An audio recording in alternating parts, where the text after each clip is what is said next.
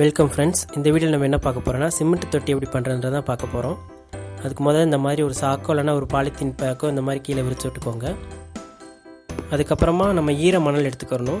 நம்ம மணல் வீடெலாம் கட்டி விளையாடுவோமே சின்ன வயசில், அந்த அளவுக்கு மணல் ஈரமாக இருக்கணும். இப்போ நம்ம மோல்டு இல்லாமல் தான் பண்ண போகிறோம். அதனால் இந்த மணலை மோல்டு மாதிரி ஆக்க போகிறோம்.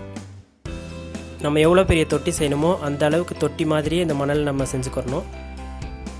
நீங்கள் வீடியோவில் பார்க்கலாம். இப்போ நான் ஒரு சின்ன அளவுக்கான ஒரு தொட்டி அளவுக்கு இந்த மணலை கட்டுறேன். நீங்கள் இந்த மணலை நல்லா ஒன்று சேர்த்து வச்சதுக்கப்புறம் பார்த்தீங்கன்னா ஒரு தொட்டியை கவுத்தி வச்ச மாதிரி இருக்கும். இந்த மாதிரி ஷேப்பில் நீங்கள் எல்லாம் செஞ்சு வச்சுக்கணும்.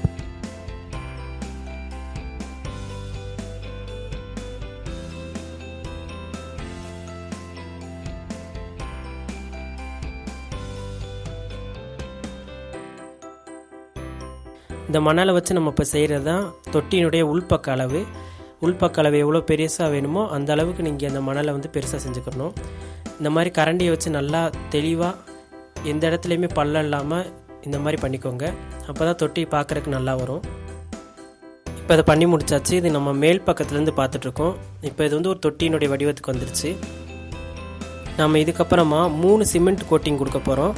ஃபஸ்ட்டு கோட்டிங் கொடுக்கும்போது இந்த மணல் அது கூட ஒட்டாமல் இருக்கிறதுக்காக இந்த மாதிரி ஒரு கிண்ணத்தை எடுத்துக்கோங்க. இதில் தண்ணி ஊற்றிட்டு இந்த பழைய நியூஸ் பேப்பர் இருந்ததுன்னா அது இந்த மாதிரி நனைச்சிக்கோங்க. இந்த மாதிரி நல்லா நனைச்சதுக்கப்புறமா நம்ம மணல்லே தொட்டி மாதிரி செஞ்சு வச்சுருக்க அந்த வடிவத்தை சுற்றிலும் இந்த பேப்பரை நம்ம வைக்க போகிறோம். முடிஞ்ச அளவுக்கு கேப் இல்லாமல் வைங்க. ஒருவேளை அந்த பேப்பர் வைக்கும்போது ஒட்டலை, உங்கள் கையோடு சேர்ந்து வருது அப்படின்னா கொஞ்சமாக மணல் மேலே தண்ணி தெளித்து விட்டுட்டு அதுக்கப்புறமா நீங்கள் வச்சிங்கன்னா அந்த பேப்பர் ஒட்டிக்கிறோம். முழுசாக அந்த பேப்பரை வச்சாலும் வைக்கலாம். அப்படி இல்லைன்னா இந்த மாதிரி சின்ன சின்ன துண்டு துண்டாக வெட்டி கூட நீங்கள் வைக்கலாம். நான் அந்த சின்ன தொட்டிக்கு ஈஸியாக ஒட்டணுன்றக்காக சின்ன சின்ன துண்டு பேப்பராக வச்சுருக்கேன். 1-2 பீஸ் ஒட்டினதுக்கப்புறமா அது மேலேயே ஒட்டி அடுத்தடுத்த பேப்பர் வைக்கும்போது உங்களுக்கு ரொம்ப ஈஸியாக அந்த பேப்பர் ஒட்டிக்கிறோம். உங்கள் கையிலேருந்து வராது. இப்போ ஃபுல்லாக கவர் பண்ணதுக்கப்புறமா இது மேலே கொஞ்சம் வெறும் சிமெண்ட் கோட்டிங் கொடுக்க போகிறோம். அதுக்கு சிமெண்ட் மட்டும் நம்ம எடுத்துக்க போகிறோம். ரொம்பலாம் தேவைப்படுது. கொஞ்சமாக நீங்கள் சிமெண்ட் எடுத்து அதில் கொஞ்சம் தண்ணியாக கரைச்சிக்கோங்க. ரொம்ப தண்ணியாக இல்லாமல் கெட்டியாகவும் இல்லாமல் நம்ம அதை இப்படி கையில் எடுத்தோன்னா இந்த மாதிரி கீழே வரணும். அந்த பேப்பர் மேலே நம்ம கோட்டிங் கொடுக்கும்போது அந்த பேப்பர்லேயும் ஒட்டணும். ரொம்பவும் கீழேயும் வளைஞ்சு போகக்கூடாது. அந்த மாதிரி நீங்கள் கரைச்சிக்கோங்க. இப்போ நீங்கள் வீடியோவில் பார்க்கலாம். நான் இதுக்கு ஒரு கோட்டிங் கொடுத்துட்ருக்கேன். இதிலே உங்களுக்கு அந்த சிமெண்ட்டோட பதம் நான் எப்படி கரைச்சிருக்கேன்னு தெரியும். இந்த மாதிரி ஃபுல்லாக நீங்கள் கவர் பண்ணிக்கோங்க. நம்ம அடுத்து பண்ண போகிறது மெயின் கோட்டிங், அதாவது 2வது கோட்டிங். இதுக்கு நான் அந்த கப்பில் 3 பங்கு மணல் எடுத்திருக்கேன். அடுத்து அதிலே 1 பங்கு சிமெண்ட் எடுத்திருக்கேன். நீங்கள் எந்த அளவு எடுக்கிறீங்களோ அதே அளவில் 3 பங்கு மணலும் 1 பங்கு சிமெண்ட் எடுத்துக்கோங்க. உங்கள்கிட்ட இருந்துச்சுன்னா ஒரு சின்னதாக பொடி கற்கள் இருந்துச்சுன்னா அதையும் இது கூட சேர்த்துக்கலாம். அது சேர்க்காட்டி ஒன்றும் பிரச்சனை இல்லை. என்கிட்ட இந்த மாதிரி கற்கள் நிறையா இருந்தது. அந்த கற்களை நான் 1 பங்கு சேர்த்துக்கிறேன். சேர்த்து இதை நல்லா மிக்ஸ் பண்ணிக்கோங்க. ஃபஸ்ட்டு ட்ரையாக நல்லா மிக்ஸ் பண்ணிவிட்டு அதுக்கப்புறமா கொஞ்சமாக தண்ணி ஊற்றி நல்லா மிக்ஸ் பண்ணிக்கிறணும். ட்ரையாக இருக்கும்போதே நல்லா ஒன்றோட ஒன்று நல்லா மிக்ஸ் ஆகிடுச்சு அப்படின்னா நம்ம தண்ணி ஊற்றி மிக்ஸ் பண்ணும்போது இன்னும் நல்லாயிருக்கும். அதாவது பிரச்சனை இல்லாமல் அங்கங்கே கெட்டிப்படாமல் நல்லா மிக்ஸ் ஆகும். நீங்கள் இந்த மாதிரி மிக்ஸ் பண்ணிக்கிறணும். நீங்கள் வீடியோவில் பார்க்குறீங்க. நான் என் கை வச்சோன்னே அதில் அச்சு விழுகுது பாருங்கள். நம்ம எப்படி பிடிக்கிறோமோ அந்த அளவுக்கு களிமண் மாதிரி இந்த பதத்துக்கு வரணும். இப்படி பண்ணால் மட்டும்தான் நம்ம அடுத்து 2வது கோட்டிங் கரெக்டாக கொடுக்க முடியும். இப்போ நம்ம ஃபஸ்ட் கோட்டிங் முடிச்சு வச்சுருக்க அந்த தொட்டி மேலேயே இப்போ செகண்ட் கோட்டிங் கொடுக்க போகிறோம். செகண்ட் கோட்டிங் கொடுக்குறதுக்கு நீங்கள் ஒரு குறிப்பிட்ட அளவு தான் தடிமன் கொடுக்கணுன்னு இருக்குது. நீங்கள் இந்த கையில் நீங்கள் பார்த்தீங்கன்னா தெரியும், ஒரு விரல் அளவு தான் தடிமன் கொடுக்கணும். அதுக்கு மேலே கொடுத்தீங்கன்னா நமக்கு சிமெண்ட்டு தான் வேஸ்ட் ஆகும். இந்த ஒரு விரலுக்கு கீழேயும் குறையக்கூடாது. குறைஞ்சது அப்படின்னா நம்ம தொட்டி சீக்கிரமாக உடஞ்சி போயிடும். நம்ம இப்போ பண்ணுறது சின்ன தொட்டின்றதுனால இந்த ஒரு விரல் அளவே போதும். ஒருவேளை நீங்கள் ரொம்ப பெரிய மரம் மாதிரி எதுவும் வைக்க போகிறீங்க, இல்லை பெரிய கொடி படர்ந்து வர மாதிரி வைக்க போகிறீங்க அப்படின்னா அதுக்கு நீங்கள் இன்னும் ஒரு 2 விரல் அளவுக்கு திக்னஸ் சேர்த்துக்கலாம்.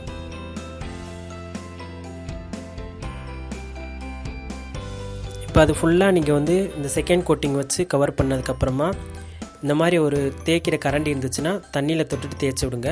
ஒருவேளை இல்லை அப்படின்னா ஒரு சின்ன ஸ்டீல் தகடு இருந்தால் கூட போதும். தண்ணியில் நனைச்சிட்டு இந்த மாதிரி தேய்ச்சிங்கன்னா நல்லா வலுவலுப்பாயிரும். அதுக்கப்புறமா அந்த தொட்டியை சுற்றி நம்ம கைப்பிடி மாதிரி வைக்க போகிறோம். அதுக்கு வந்து கொஞ்சமாக சிமெண்ட் எடுத்துக்கோங்க. எடுத்துகிட்டு இந்த மாதிரி சுற்றி வச்சு விடுங்க. இங்கிட்டு வச்சிங்கனாலே அதே ஒட்டிக்கிறோம். நம்ம இந்த மாதிரி சுற்றி வைக்கிற கைப்பிடியிலே நிறைய டிசைனாக வைக்கலாம். நம்ம வந்து ரவுண்டாக தான் வைக்கிறோம். நம்ம இந்த மாதிரி சுற்றிலும் வளைய வைக்கிறதுமே செகண்ட் கோட்டிங் யூஸ் பண்ண அதே சிமெண்ட் கலவை தான் யூஸ் பண்ணணும். அந்த கலவையில் நம்ம ஏன் கல் சேர்த்துக்கிட்டோன்னா, இந்த மாதிரி கல் சேர்க்கும்போது ஸ்ட்ராங்காகவும் இருக்கும். அது மட்டும் இல்லாமல் கலவையோட அளவும் கொஞ்சம் அதிகமாக கிடைக்கும். இப்போ நீங்கள் பார்த்தீங்கன்னா ஃபுல்லாகவே எல்லாமே கம்ப்ளீட் பண்ணி பூசி முடிச்சாச்சு. இந்த வளையத்தில் வந்து அங்கங்கே கட் பண்ணி விட்டோம் அப்படின்னா அது வந்து கொஞ்சம் பார்க்க அருங்கோணம் மாதிரி தெரியும். இது வந்து அருங்கோண வளையம் மாதிரி வரும்.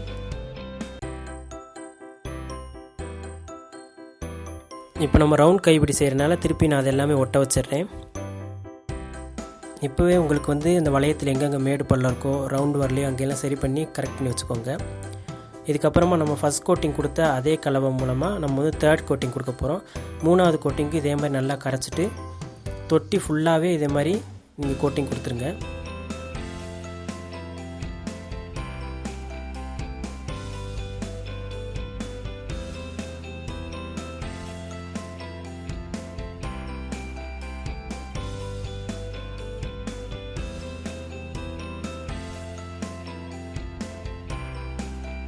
இந்த கோட்டிங் இங்கே ப்ரெஷ் வச்சு கூட கொடுக்கலாம். பெயிண்ட் ப்ரெஷ் எடுத்துக்கோங்க. அது தண்ணியில் நல்லா நனைச்சிட்டு இந்த கலவையை தொட்டு பெயிண்ட் பண்ணுற மாதிரி தொட்டி ஃபுல்லாக கூட நீங்கள் பெயிண்ட் பண்ணிடலாம். இந்த தொட்டி இங்கே காஞ்சதுக்கு அப்புறமா நீங்கள் இந்த 3வது கோட்டிங் கொடுத்தா கொஞ்சம் நல்லாயிருக்கும். நான் வீடியோ எடுக்கிறதுக்காக இப்போயே கொடுக்குறேன். நான் பெயிண்ட் ப்ரெஷ்ஷில் கொடுக்காததுனால இந்த மாதிரி கரண்டியை வச்சு கொஞ்சம் அந்த மேல் பரப்பெல்லாம் வலுவலுப்பாக்கிக்கிறேன்.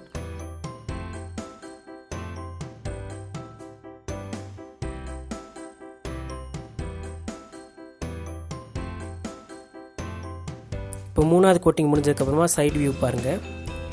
நம்ம வந்து செடி தொட்டியாக செய்கிறதுனால நம்ம மேல் பக்கத்துலேயோ இல்லை சைடு பக்கத்துலேயோ வந்து ஒரு ஓட்டை போடணும். மேல் பக்கம் போட்டோம் அப்படின்னா கீழே நம்ம வந்து தண்ணி போகிறதுக்காக தாங்கி மாதிரி வைக்கணும். அதனால் நம்ம இதில் வந்து சைடு பக்கமாக தான் ஓட்டை போட போகிறோம். நீங்கள் இந்த மாதிரி ஒரு பேனா யூஸ் பண்ண பேனாவோட அந்த பின்பகுதி கிடச்சினாலும் இல்லை ஏதாவது ஒரு உருளை வடிவத்தில் எதாவது கிடச்சிது அப்படின்னா அதை வச்சு ஓட்டை போட்டுக்கலாம். ஓட்டை போட்டதுக்கப்புறமா அதை சுற்றிலுமே அந்த ஓட்டை சுற்றிலுமே 3வது கோட்டிங் அது 3வது கலவையிலேருந்து கொஞ்சம் எடுத்து அதில் தடவி விட்டுட்டிங்கன்னா அடுத்து கீறி வராமல் இருக்கும். அதாவது அந்த சிமெண்ட் உள் பக்கமாக உதிர்ந்து விழுகாமல் இருக்கும். இந்த மாதிரி யூஸ் பண்ண பேனாவை வச்சு நீங்கள் ஓட்டை போட்டிருந்தீங்கன்னா இந்த 3வது கோட்டிங்கை உள்ளே வச்சுட்டு அந்த பேனாவை வச்சு நீங்கள் பூசி விட்டுடலாம். இப்போ நான் அந்த தொட்டி செய்கிறதுக்கு வந்து 1 கிலோ சிமெண்ட் வாங்கியிருந்தேன். அந்த 1 கிலோ சிமெண்ட்டில் வந்து 1/2 கிலோலேருந்து 3/4 கிலோ வரைக்கும் தான் செலவாயிருக்கும். மிச்சம் இருக்கிற அந்த 1/4 கிலோ சிமெண்ட் அப்படி பத்திரமா இருக்குது. நம்ம அடுத்து இந்த 1/4 கிலோ சிமெண்ட்டை வேறு ஏதாவது சின்ன தொட்டி செய்கிறதுக்காக பயன்படுத்திக்கலாம். இப்போ நீங்கள் பார்க்குற வந்து நான் முன்னாடி பண்ண தொட்டி இதில் அருங்கோணமாக வளையம் இருக்குது. மேலே வந்து தாங்கியும் நடுவில் ஓட்டையும் இருக்குது பாருங்கள். இது வந்து ரவுண்டாக இருக்கிற ஒரு வளையம் வச்ச ஒரு தொட்டி. இப்போ 2 நாளைக்கு அப்புறமா தொட்டி நல்லா காஞ்சிருச்சு. நம்ம சுரண்டி பார்த்தப்ப கூட எதுவும் அச்சு விழுகலை. இப்போ இந்த தொட்டியை அப்படியே நம்ம வந்து எடுத்துட்டோம் அப்படின்னா உள்ளே இருக்க மண் மட்டும் கீழே விழுந்துடும். தொட்டி நமக்கு தனியாக வந்துடும்.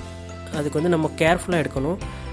நமக்கு அதுக்காக தான் அந்த கீழே சாக்கை விரிச்சோம். அந்த சாக்கை வந்து தூக்கிட்டு தொட்டியை தனியாக நம்ம கையில் பிடிச்சிக்கிறணும். அப்படி பிடிச்சிக்கிற போது மண் கீழே விழுந்துடும். நமக்கு தொட்டி மட்டும் கையில் வந்துடும். இந்த மாதிரி நமக்கு தொட்டி மட்டும் தனியாக வந்துடும். இதில் வந்து நீங்கள் இந்த சுற்றியில் இருக்க வளையத்தில் எக்ஸ்ட்ரா இருக்க பகுதியில் ஒரு உப்பு பேப்பர் வச்சு தேய்ச்சி எடுத்துக்கலாம். இல்லைன்னா ஒரு ஆக்ஸா பிளேடு வச்சு லைட்டாக அப்படியே சுரண்டி எடுத்துட்டிங்கன்னா அந்த வளையம் வந்து கொஞ்சம் அழகாக வந்துடும். இப்போ தொட்டி முழுசாக காயலை, அதனால் இந்த மாதிரி பிடிச்சி திருப்பாதீங்க. ஏதாவது விரிசல் இருக்கான்றதையும் பார்த்துக்கோங்க. இதுக்கப்புறமா நான் சொன்ன மாதிரி அது முழுசாக காயறதுக்கு முன்னாடியே நம்ம சுற்றி இருக்கிறதுல எது உங்கள் கையை பிடிக்கும்போது அறுக்கிற மாதிரி இருக்கோ அந்த பகுதியெல்லாம் தேய்ச்சி எடுத்துருங்க. இதுக்கப்புறமா நம்ம வந்து உள்ளே இருக்கிற அந்த பேப்பரையும் ஒவ்வொன்றா பிரித்து எடுத்துடணும். பேப்பர் வந்து இந்த மாதிரி ஸ்டேஜில் நம்ம எடுத்தோம்னா தான் சீக்கிரமாக வந்துடும். காஞ்சதுக்கப்புறமா எடுத்திங்கன்னா பேப்பர் எல்லாமே ரொம்ப இறுக்கமாக ஒட்டிக்கிறோம். இப்போ எடுக்கிறப்ப ஈஸியாக வருது பாருங்கள். இதே மாதிரி நம்ம தொட்டியில் சுற்றி இருக்க எல்லா பேப்பருமே எடுத்துடணும். இப்போ பேப்பர் எல்லாமே எடுத்ததுக்கப்புறமா கீழே இருக்க அந்த தண்ணி போகிற அந்த ஓட்டை கரெக்டாக இருக்கான்றதை பார்த்துக்கோங்க. அப்படி இல்லைன்னா ஒரு சின்ன குச்சியை வச்சு குத்தி எடுத்து விட்டுக்கோங்க. இப்போ சுற்றிலுமே வந்து நல்லா வலுவலுப்பாக்கியாச்சு. முடிஞ்சளவு கையை அறுக்காத அளவுக்கு தான் நான் பண்ணியிருக்கேன். இப்போ தொட்டியோட அளவு என்ன இருக்கும் அப்படின்றத நம்ம அளந்து பார்க்கலாம். இது ஒரு இன்ச் டேப் இதில் வச்சு பார்க்கும்போது 8.5 இன்ச் பக்கம் இருக்குது. ஆழம் பார்த்தோம் அப்படின்னா 6.5 இன்ச் இருக்குது. இந்த தொட்டியை போது நமக்கு வந்து எல்லா வகையான செடிகளுமே வைக்கிறதுக்கு, சின்ன சின்ன பூச்செடி வைக்கிறதுக்கு இது இன்னும் நல்லா வெயிலில் ஒரு நாள் ஃபுல்லாக காய விடுங்க. இப்போ ஒரு நாள் ஃபுல்லாக இது வெயிலில் காஞ்சதுக்கப்புறமா இதோட நிறமே வேறு மாதிரி மாறிடுச்சு. டார்க்கில் எல்லாம் நல்லா பிரைட்டாக இருக்குது. இந்த மாதிரி கலரில் மாறணும். மாறினதுக்கப்புறமா தான் தொட்டி நல்லா ஸ்ட்ராங்காக இருக்குன்னு அர்த்தம். இந்த மாதிரி ஃபுல்லாக காஞ்சதுக்கப்புறமா நம்ம ஒரு பக்கமாக பிடிச்சி தூக்கினா பிரச்சனை இல்லை. அதே நம்ம காயறதுக்கு முன்னாடி ஒரு பக்கமாக பிடிச்சி தூக்கணும் திருப்பணுன்னா அது உடஞ்சி வரக்கான வாய்ப்பு அதிகமாக இருக்குது. இதுக்கப்புறமா நம்ம இதை என்ன பண்ண போகிறோன்னா ஒரு நாள் ஃபுல்லாக வந்து தண்ணியில் ஊற வைக்கணும். அதுக்கு அடுத்த நாளில் வந்து நம்ம தண்ணியெல்லாம் கீழே கொட்டிட்டு நம்ம இதை வந்து செடி வைக்கிற பயன்படுத்திக்கலாம். நான் அந்த தொட்டி முங்குற அளவுக்கு வந்து தண்ணி வச்சுட்டு அந்த ஒரு பாத்திரத்தில் வந்து உள்ளே அந்த தொட்டியை முங்க வச்சிடுறேன். இந்த சிமெண்ட் தொட்டி நம்ம ரொம்ப ஈஸியாக செஞ்சிடலாம். சிமெண்ட்டோட செலவுன்னு பார்த்தீங்கன்னா 15 ரூபா தான் 1 கிலோ. அதுவும் 1 கிலோ ஃபுல்லாக நம்ம யூஸ் பண்ணலை. இந்த மாதிரி தொட்டி நம்ம செஞ்சிட்டோம் அப்படின்னா 15 ரூபா 20 ரூபா செலவு வச்சுக்கிட்டாலும் இதை வந்து தொட்டி வந்து 40 ரூபான்னு சொல்லி கொடுத்தோன்னா கூட வாங்கிக்கிறதுக்கு ஆட்கள் இருக்காங்க. இப்போ இந்த தொட்டி ஊற வச்சு எடுத்தாச்சு. இனி நம்ம இதை வந்து பிளான்ட் பண்ணுறதுக்கு யூஸ் பண்ணிக்கலாம். நீங்களும் உங்கள் வீட்டில் இதே மாதிரி செஞ்சு பாருங்கள். ஏதாவது சந்தேகங்கள் இருந்தால் கமெண்ட் பண்ணுங்கள்.